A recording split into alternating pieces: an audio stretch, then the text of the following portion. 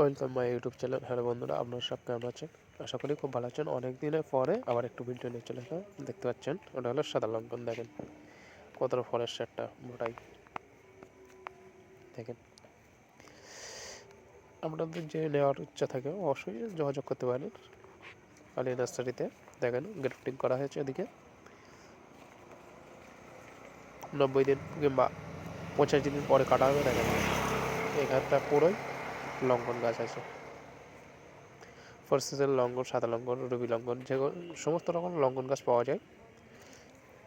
এবং আম জাম, বিদেশি আম জাম, কাঁঠাল, লিচু, পেয়ারা, কুল, সমস্ত রকম নার্সারির যাবতীয় জিনিস পাওয়া যায়।